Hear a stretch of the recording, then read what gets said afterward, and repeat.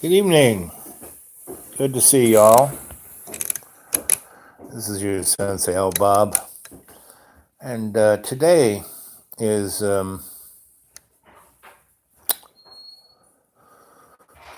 Advent holiday. What is Advent? It's a celebration of Jesus' birth. You know, when we were kids, we got those little Advent calendars. And what is Advent? Why did we get those little calendars? It was like a countdown to Christmas. And what is the Advent? It is an anticipation, right?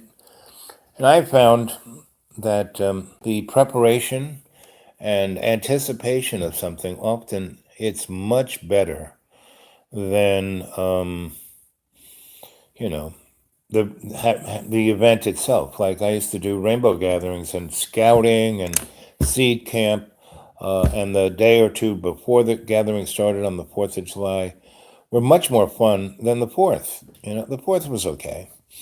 But there were so many people there that just came for the event and not really had anything to do with it, didn't prepare. The Rainbow High hippie holies used to call them drainbows because they just sat around and smoked other people's herb and ate other people's food and didn't bring anything, right? But in my mind, those folks were, they were the people who were on the journey. They were mostly road dogs, right? They had really bad life. Some great catastrophe when they young set them on a long line of catastrophes, and they came to the gathering to find healing. And that's what Christians look at Jesus as, this healing, right?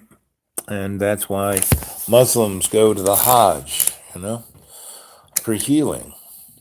And majority of people do that, but a number of people are caught into the dogma of things, and all that can stick you in a place, right? So today, I went to the Salvation Army for services, which were, again, very nice, very good. The community there is great. And again, a good deal, I would say more than half, maybe 3/4 of the folk were the folk that people look down on, but that Jesus talked about, taking care of. So did Vishnu, so Krishna, so did Buddha. They were all about all our relations. And that's what we talk about, all our relations. So the powers that shouldn't be are constantly putting humanity in a state of fret, fear, chaos, And so was it, in the days of Vishnu, Christ, Krishna, Buddha, and there was always things going on. Brandon, good to see you, my friend. And the other five. And Jason, yep. What's up, Brandon? Yep. We're all plugging in, and I'm talking about, the dynamic of preparation, of getting ready, right? And so this was Advent Sunday in the Christian church. And what's interesting about the Holy Roman Church is that it's as pagan as you can get. Jesus wasn't born on December 25th. That was a pagan holiday, right? Advent's a pagan. All these holidays are pagan, right? I'm reading the Bible here, and, I'm looking at Isa, Isaiah, Isha. Oh, I'm not pronouncing it right. But anyway, chapter 11. And there shall come forth a rod out of the stem of Jesus, and a branch shall grow out of his roots. And the Spirit of the Lord shall rest upon him, and the Spirit of wisdom and understanding, the Spirit of the counsel and might, the Spirit knowledge and of the fear of the Lord. So there you go. That's just one paragraph. And that is totally in code, right? So first there's a theologic code, and there shall come forth a rod out of the stem of Jesus. Meaning, we're going back to the initial place, the tree of knowledge, where the snake tempted Adam and Eve. That is what they're talking about there, and the stem of Jesus, and Jesus is like one of those limbs of the tree of knowledge. Knowing Jesus is a depth of knowledge. Yes, he was an alchemist. And basically, so, Jesus was, he was a Nazarene. I mean, that wasn't a neighborhood. That was a definition of a type of person, that a Nazarene was a person who was of the Jewish, the Hebrew tribe, but way above the rabbi and basically almost non, because Judaism was a political dynamic, just like Israel is a political dynamic, right? And as it becomes more and more political and less that spirit of love's one love of co-creation. I mean, that is what love is. So, okay. Homestead Day, Opus Day. Yep, it's pagan. Moses was the Egyptian, right? Good, just getting off work. Yeah. David Icke. New book, good, right? Want to hear about that? Want to hear about Dave's new book? Christ is a parable of the sun through the zodiac. Exactly. A perennial myth. Exactly.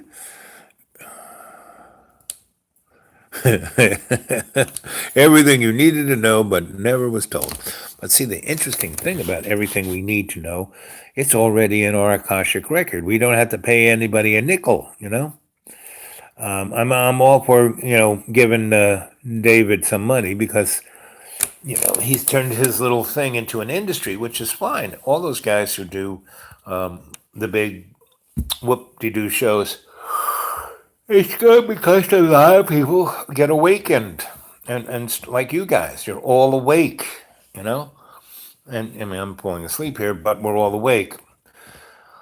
So I went to the service, and the Captain Monica. She is truly a amazing person. Yes, their whole, it's the Salvation Army, guys. It's, a Christian army.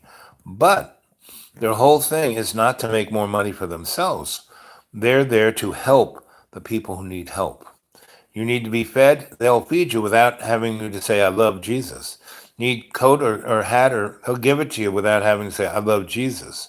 Because half the people, I mean, what was truly interesting, there were a couple of folks there who, energetically, they were demons, and they were, you know, dissing the whole service. Not in that bad of a way, but this one demon, she fell asleep, and was snoring like a log, right?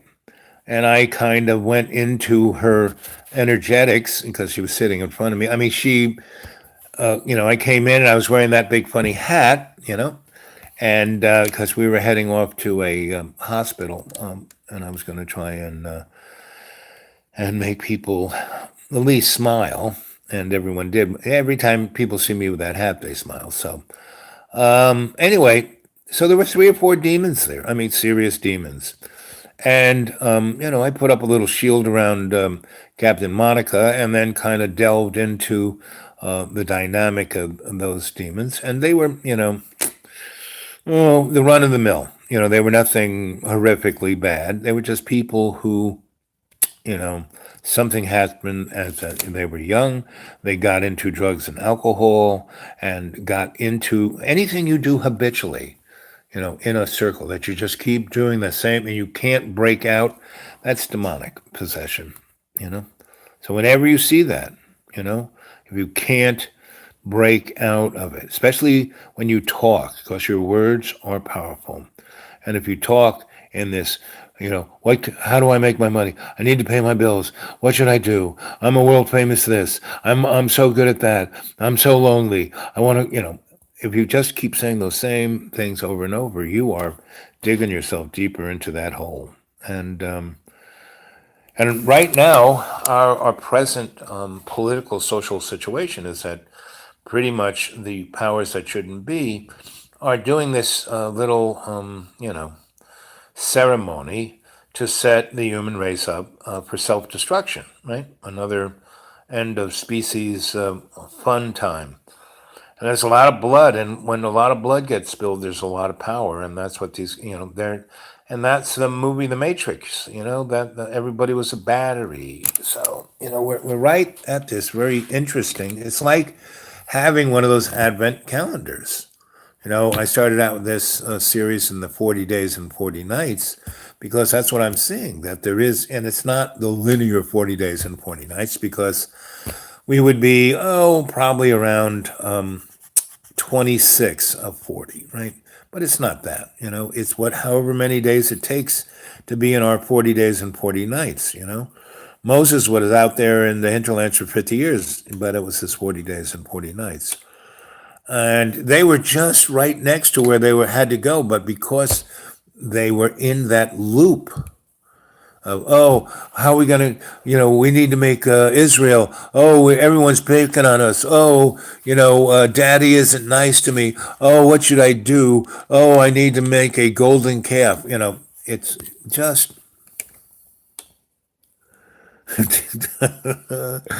yes, I was making fun of that earlier this morning, and the people who were like on the edge were like, and that's, I have this tendency to do that to folk. If you got a button to push, I'll do it. Unless, I realize that that button isn't yours, but was pressed upon you. And then I try and help, to loosen the grip of that death button. And, so JB, he's a good example. I'm trying to help, lodge that death button out of him. Oh, tell us about that, Brandon. You met them when you were 10 years old, New Hampshire, but I actually resist all he stands for. He was a war criminal. He was more than that, you know. Uh, what Jason said, ding dong, the demonic push is dead. Those guys, they are way more than warmongers, Those guys are serious, serious. Meaning, if you go on the old YouTube and look up the people who are most,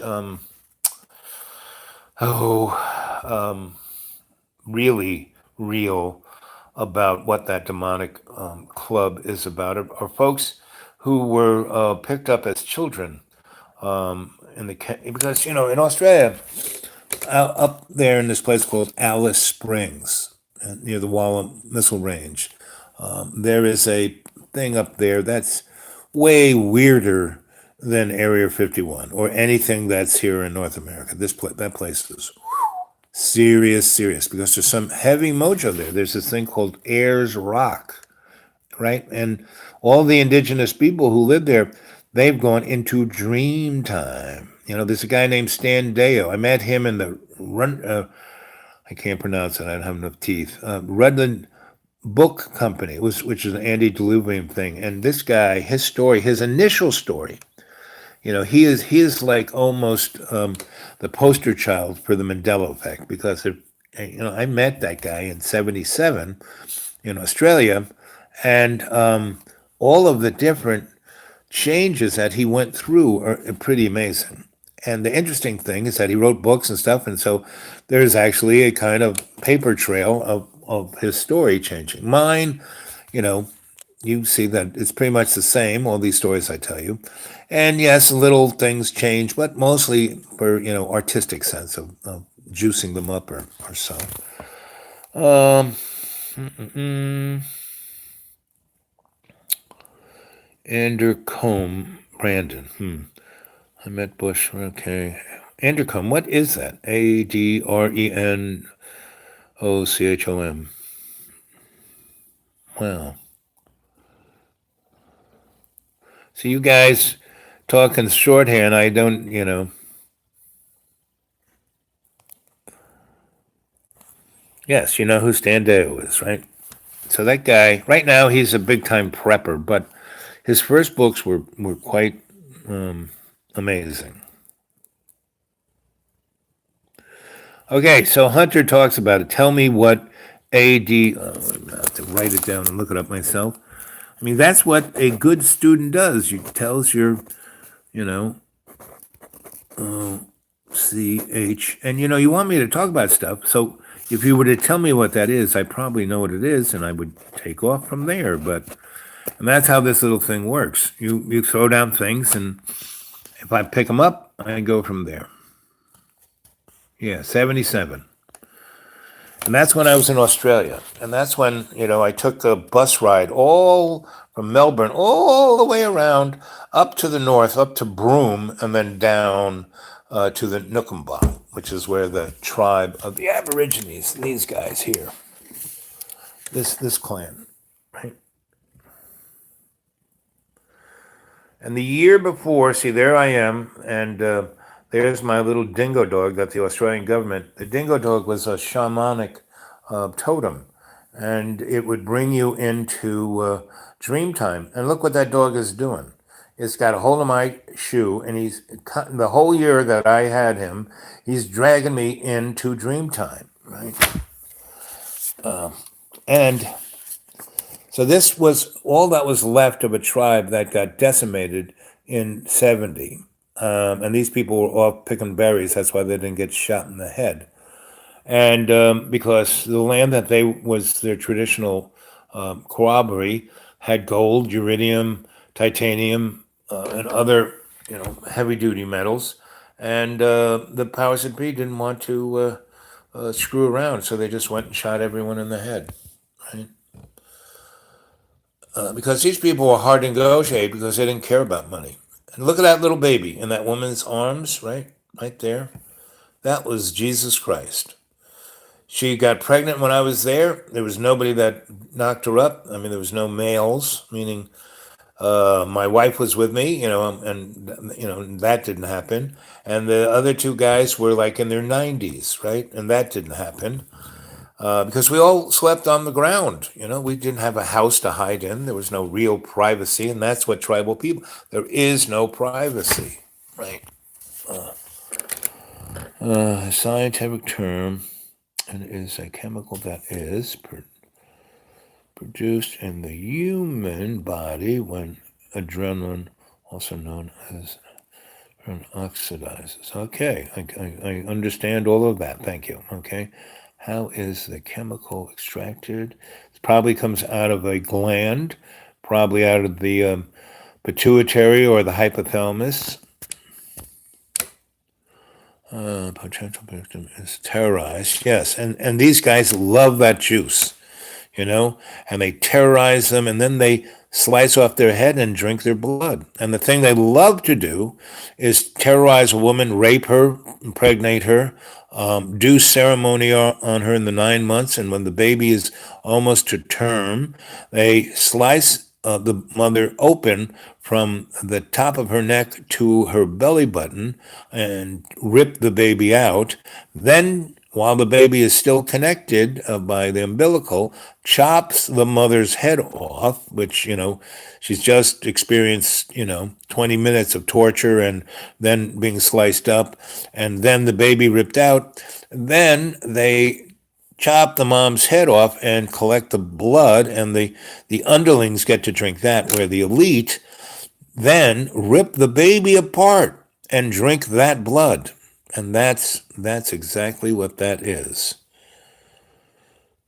Potential victim is terrorized, thus increasing the amount of adrenaline. Yep. Yes, and in Australia, they do that because they got all these people and so much space, and they're in a real class structure. It's like England to the 10th power. Yep. Upon killing the victim, the adrenaline gland is extracted. Yep.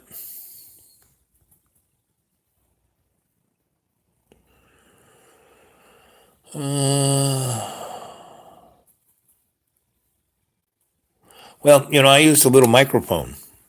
I just speak into it and it clicks it out for me. I had to go back and correct it because I don't have enough teeth. Truly horrible, so sad. Yes, and that is, a metaphor for what all of humanity, all our relations, is suffering from the mental anguish of our material illusion, you know? And, if you go to the xratted.blogspot.com, I have a lot of writing on this. It's their fountain of youth. I am sure George H. has been put in someone else's body, because that boy was a true. I mean, all these guys are real reptiles. We all are because in our brain we have a reptilian stem. It's those that get used. So here's an interesting little nodule of information. George H. Bush was not the biological son of Prescott Bush, who was the American Nazi who bankrolled the Nazi Party in Germany in the late 20s and early 30s, right? And who kept selling aviation fuel and ball bearings all during World War II while we were fighting them, Battle of Bulge. We were selling, Prescott Bush was selling ball bearings that they were using in their jet engines for the, you know, 262, right? So, and that is why at the end of World War II, Germany was bombed into the Stone Age, and yet the Nazis won Hail Hydra. If you watch the Captain America's second movie, where Cap is like, getting, acclimated to being in the 21st century in S.H.I.E.L.D., and Robert Redford is like the head of S.H.I.E.L.D., but he's also the secretary of something. And that's what's happened, and all the politicians were part of this, and they all, were kinky sex things and, corrupt beyond corrupt. And so if all of your leadership, if all of your churches, if all your businesses are tied into this corruption that we just described of what goes on with blood sacrifice, and, business is a form of that, that's what we're up against here, gang. Now that seems, oh, how can we ever get, But these guys are so desperately out of their stream because they have no way to deal with love's co-creation, you know?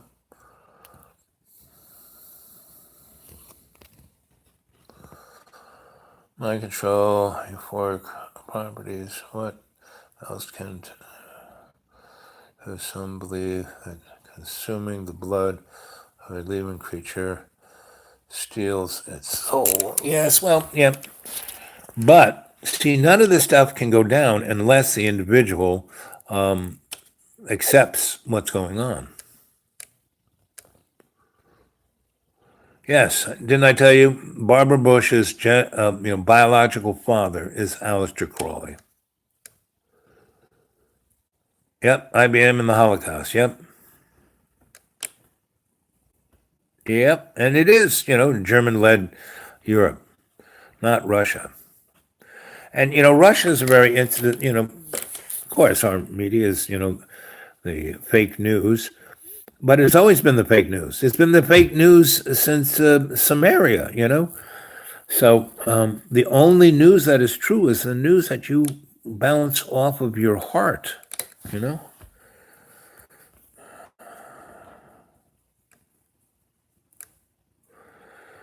Well, what's his name? Her husband went to a Nazi prep school.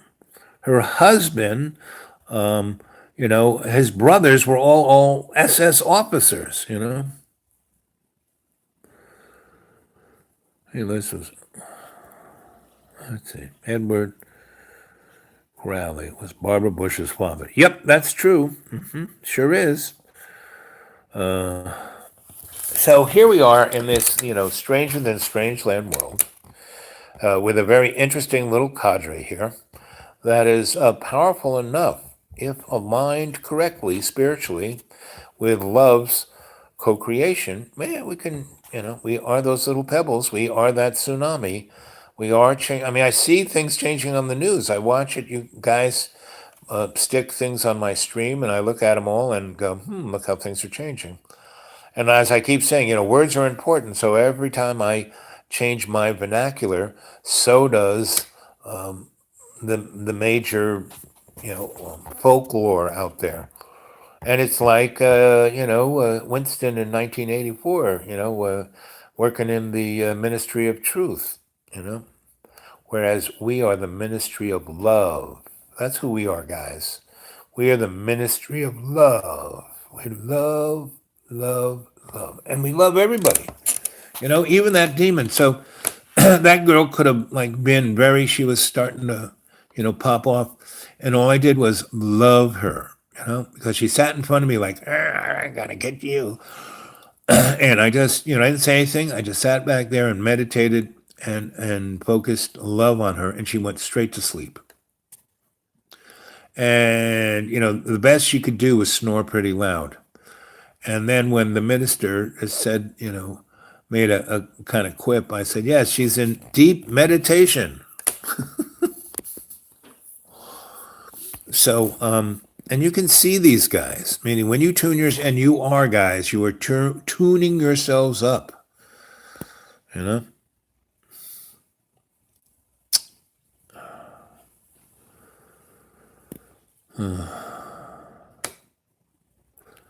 We all need to laugh. And that's why I wear that funny hat. So after church and after we fed everybody, and we went on to this hospital of, it's like a old age home or a place where you're supposed to recover, right?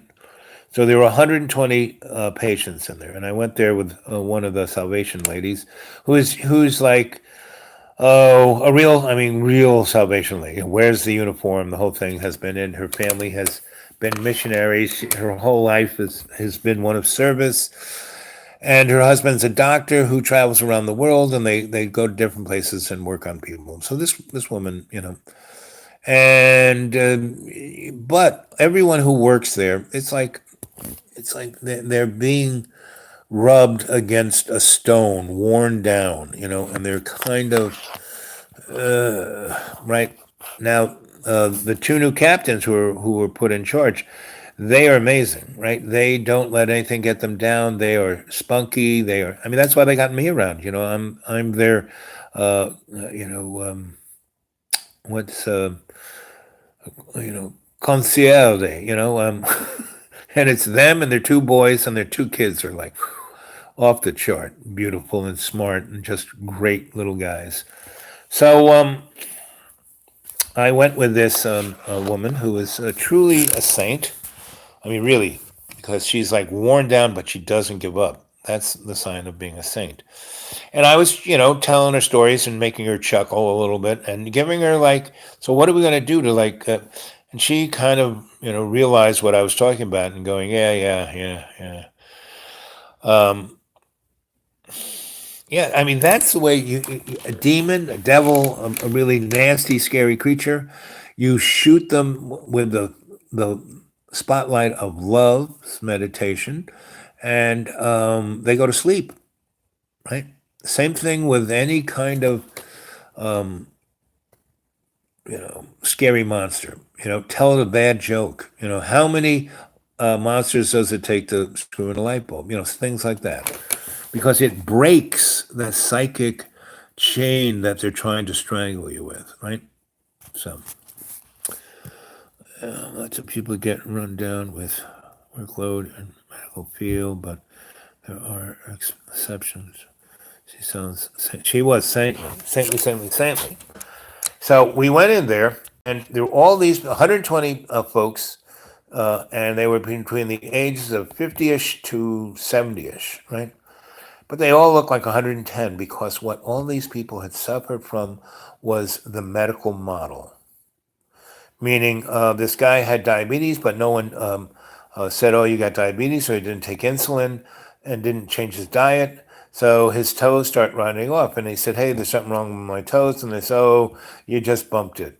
Well, until he got gangrene. Oh, then we have to cut that toe off. Then the foot, then the leg, then the and the whole thing about diabetes and neuropathy and all the things that go along with it is if you shouldn't, so I when I was at my worst, when I was my sickest, they wanted to chop my legs off. I said, "No way, Jose." And I had the guy I was working for find, I said, "You must know some alternative medical people, massage therapists, acupuncturists, colonics." "Oh, yeah, colonics. I have this friend, his wife does colonics." So he was a lawyer. The hospital was a lawyer. "We're not letting you out until we operate." I said, "Fuck you. I'm not doing it. I'm not signing anything." And this guy right here, he is like better than Perry Mason. He will sue the shit out of you. Right? He'll go get a judge to own your house. And so they kind of freaked out because they knew this guy was that. And so he basically, right then and there, took, the contract that you need to get out of the hospital. He took that and he wrote down a whole bunch of stuff and made them sign it, and he signed it and notarized it. And then we took off to the colonic lady, right? And she knew an herbalist, and that guy knew an acupuncturist, and that person knew this. And I spent 2 weeks at the desperate lawyer's house and re-energized my body and changed my whole diet and everything, and did a colonic every other day and a juicing and a fasting and this and that. But I still had all these problems, right? So I basically got back to the school and stayed here. And then we had a really bad winter, and I got snowed up here. And that's what I needed because I couldn't go down, I couldn't move around. I had electricity didn't go out, and I had water, so I could wash my feet. And I'm enough of a surgeon that whatever little boo boos I needed to slice off, I could. I had all the tools and all the herbs, and I you know, brought myself further and further because I lost 60 pounds in that 6 weeks, 10 pounds a week. Because all I had to eat was onions and oatmeal, and not that much of it, right? And a lot of water. And so, and I had a bunch of lemons, and I made myself alkaline, right? So, instead of letting the doctors come in, that was the biggest problem that emotionally, psychically, and energetically, all these 126 people in this hospital today was that, "Oh, you're gonna die. I had to chop your legs off," and they did. And the thing is, they got them into a certain type of medical where every procedure, Carillion and the hospitals and doctors made a lot of money. And now this facility that these people are in is a very nice one. The building's very nice.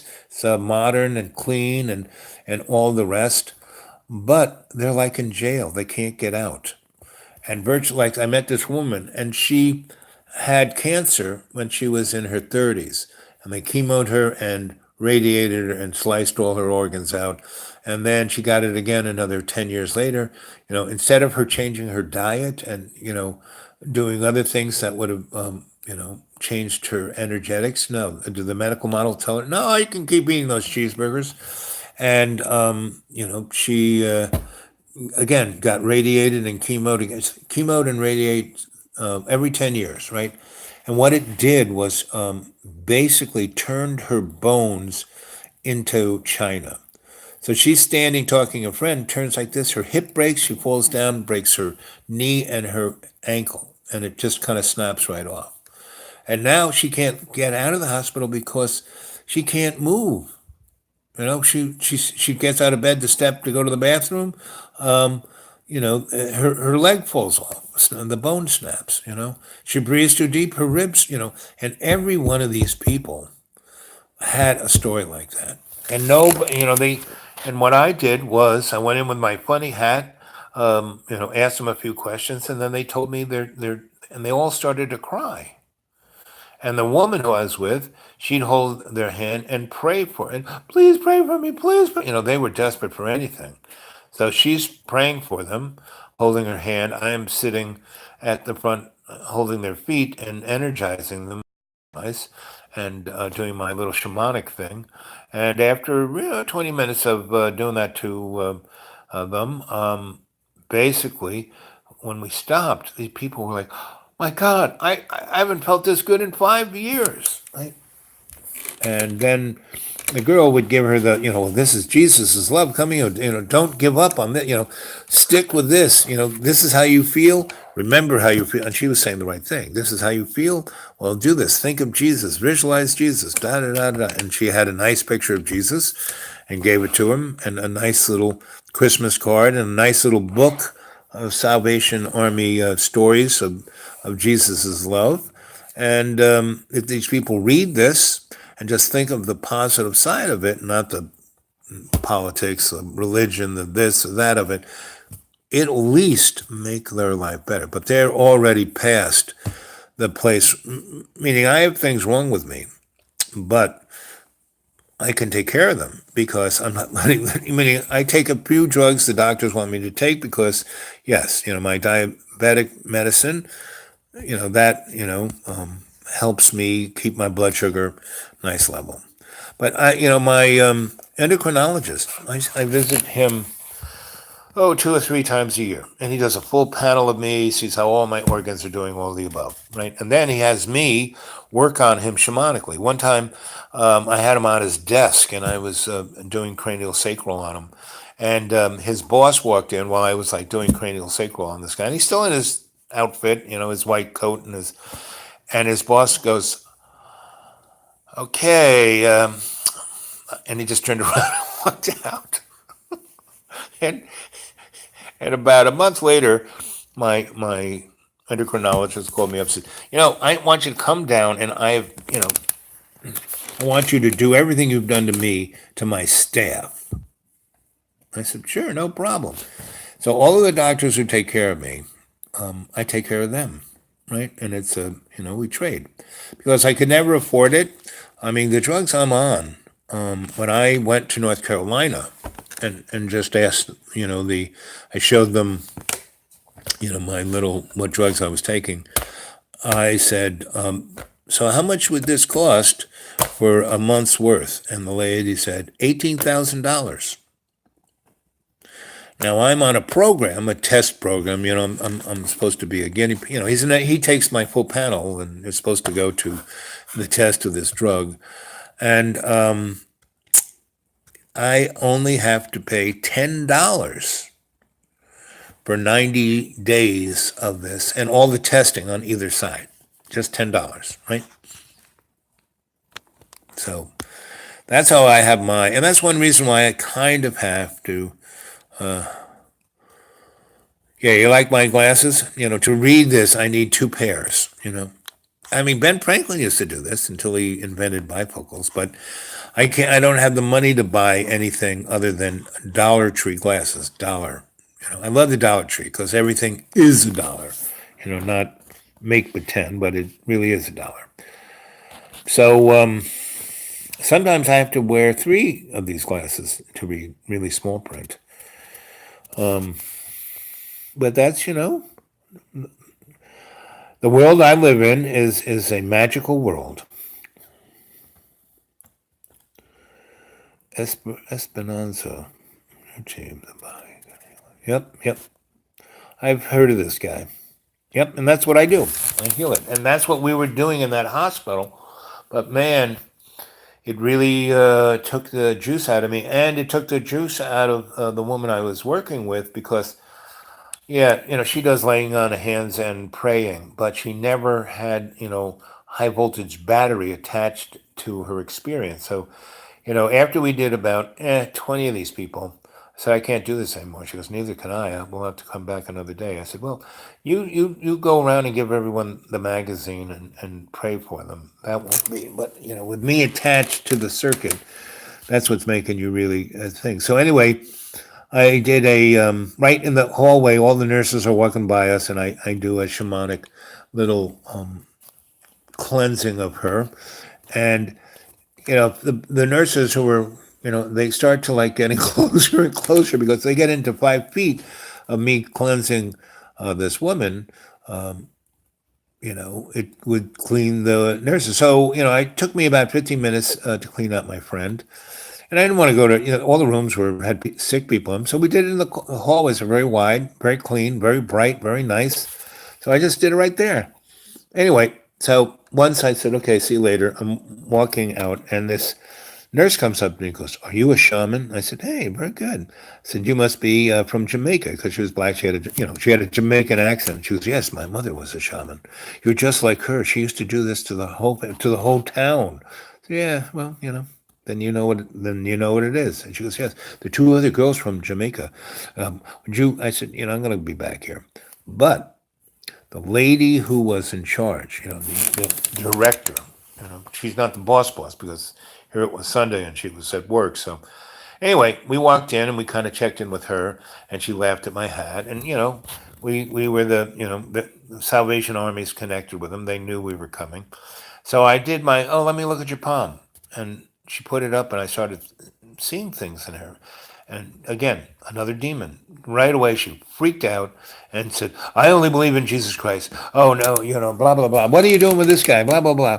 And the woman looked at me because she's, I've known her for a couple of years. She knows what I do, and that I'm like right up there. And I, have cleansed most of the people in that place, and she's been around enough, in lots of different countries as a missionary and a doctor and everything. So she knows what I can do and what I'm doing, and she understands. So she looked at that woman, and I said, "Well, that's okay, no problem. No, no harm, no foul." And I said, "None of this stuff that I do is, hokey mysticism or devil worship or demonic anything." And she nearly like exploded. I said, "Well, I'm just here to make people happy. And if this makes you uncomfortable, I have no problem." So we turned around and we went to the end and worked our way out of that floor. Anyway, so as we're walking down, she goes, "Well, what was that about?" And I said, "What do you think it was about?" Anyway, my eyes are, yep, yep, yep, yep.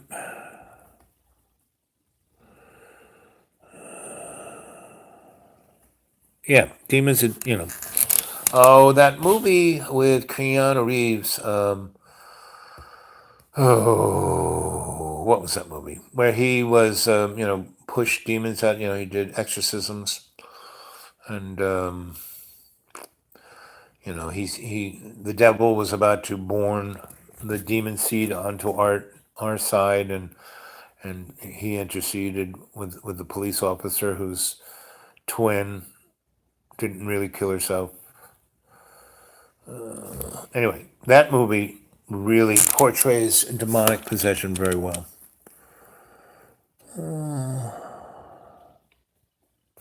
Yeah, I like it. Any kind of clean, sparkling water is good for you. Anything that'll change your electric lights.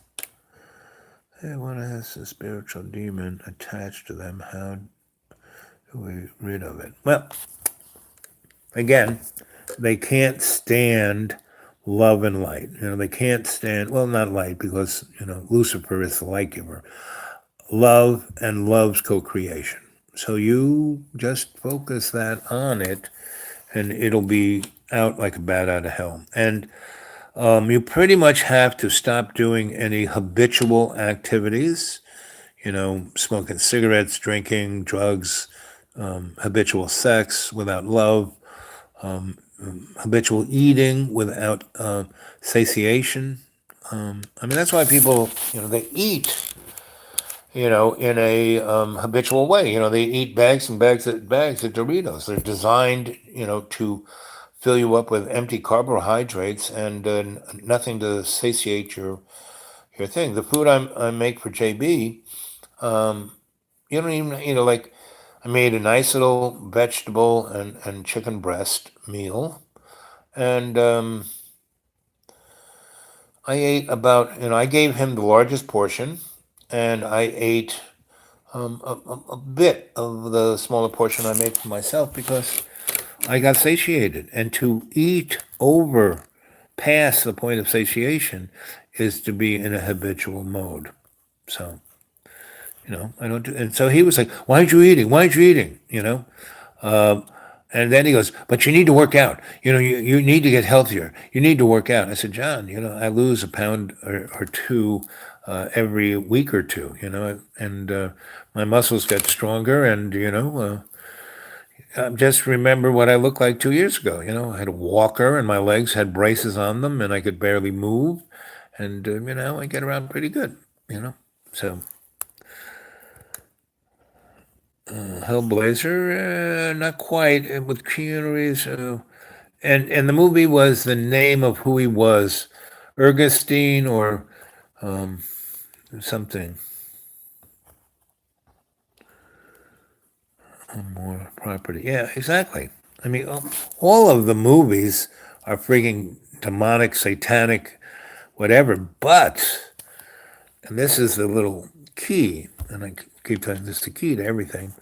They have to tell us what they're doing. So through television, the internet, and movies, they are giving us blow by blow what's going on, right? And it's good. I mean, like I said, Captain America, those two movies, the first two are like right up to what it is, right? And all the others are showing the kind of technology, the stuff they have. The big triangles are those, big flying aircraft carriers that they got, you know? Yeah, overdoing anything is addictive. So, I have to be very, I search my body twice a day when I go to sleep, when I wake up. I look at my feet, I look at my legs, look for sores because when you can't feel your body, see, I can't feel anything below my kneecaps because of my neuropathy. And you either have total pain, all the, like screaming pain with neuropathy, or the other side, you don't feel anything, and much better not to. Because as long as I can look at everything and make sure it's all going right, then that's okay.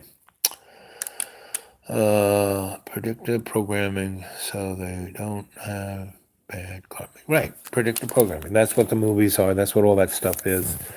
And as long as we watch it and not consume it, as long as we see it for what it is and understand and look at it with perspective, and be awake about it.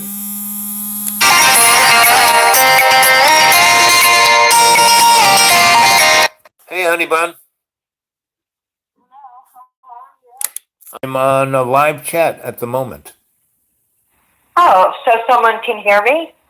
No, I've been disconnected and the live chat throughout, but I looked forward to your phone call, so I answered it.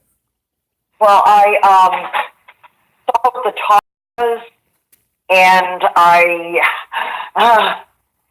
I'm going to let you go back to that. Okay, why don't you call me back around 9 o'clock? Can you do that? I'll try. Okay. Can you answer the phone if I call? Oh, yeah. Okay. Then yeah. when I'm done, All and I probably will be done, 8:30ish, 8 o'clock. Okay. Love you. Okay, bye. Talk to you later. Yep. Boop, boop, boop, boop.